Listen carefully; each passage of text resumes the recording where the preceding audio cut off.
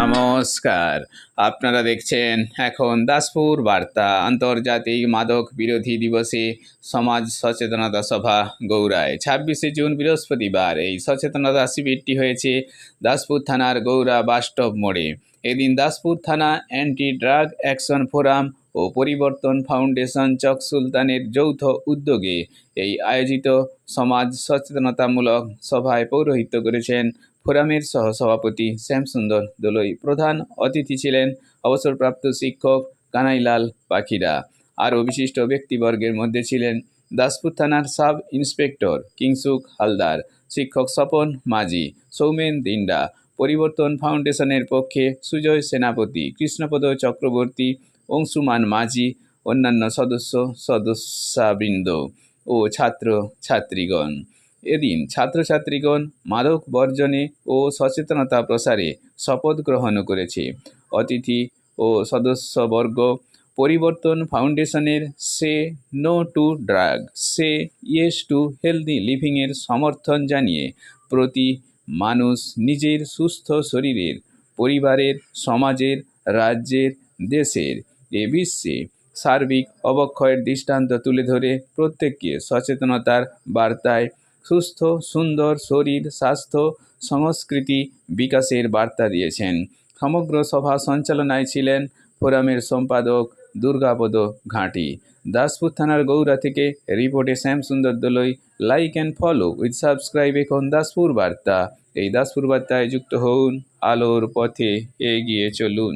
আজকে পরিবর্তন ফাউন্ডেশন এবং তার সঙ্গে একটি সংস্থা NYSS ওয়েলফেয়ার সোসাইটির সহযোগিতায় আমরা আজকে বিশ্ব মাদক বিরোধী দিবস উদযাপন করছি।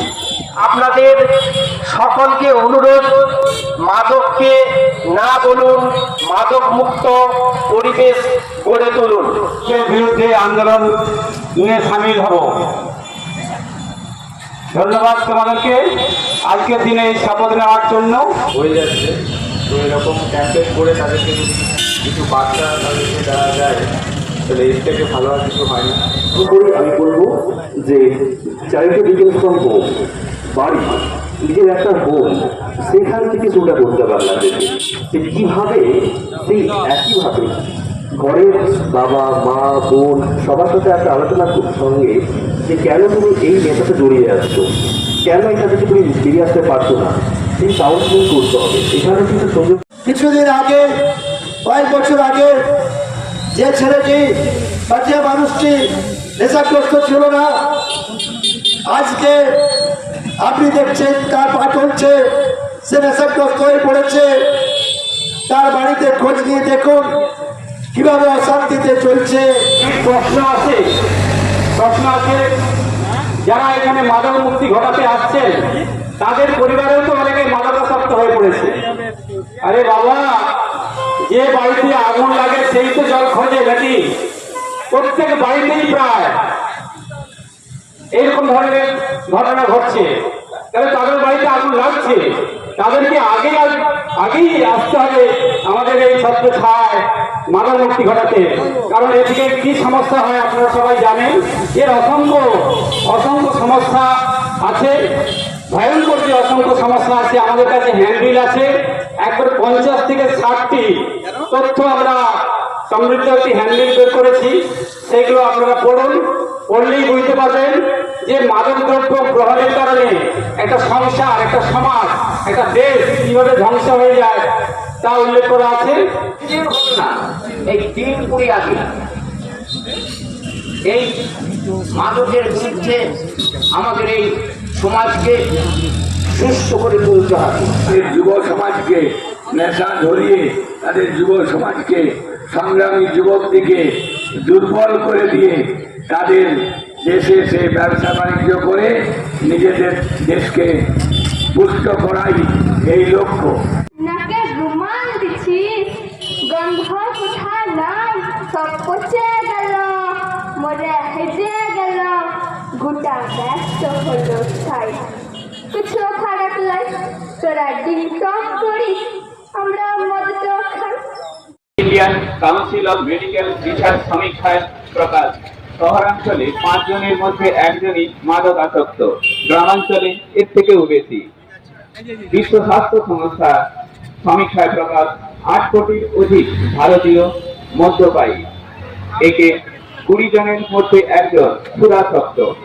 1985-86 সালে ভারতের বড় বড় হাসপাতালগুলিতে মানসিক রোগীদের চিকিৎসার জন্য অর্থ ব্যয়িত হয়েছে, তার মধ্যে 20-30% মাদক আসক্ত।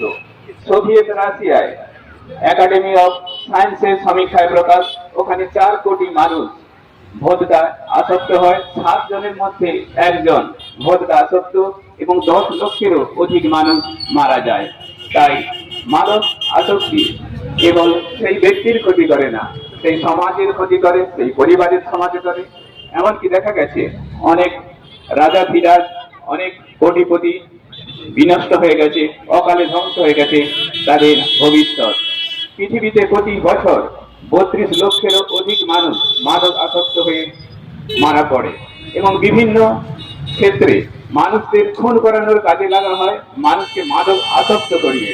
অর্থাৎ যে সমস্ত অপরাধমূলক কাজ ঘটে, এমনকি নারী নির্যাতনের কাজেও এইসব মাদক আসক্তি অবস্থায় তারা আরো বেশি উত্তেজিত হয়ে পড়ে এবং ওই রকম অসামাজিক কাজে লিপ্ত হয়ে পড়ে। আরো দেখা যাচ্ছে যে মাদক আসক্ত ব্যক্তি যেমন উত্তেজিত হয়ে যৌন ক্লেচ্ছায় জড়িয়ে পড়ে, কিন্তু পরবর্তীকালে তার যৌন শক্তিও হারিয়ে যায়।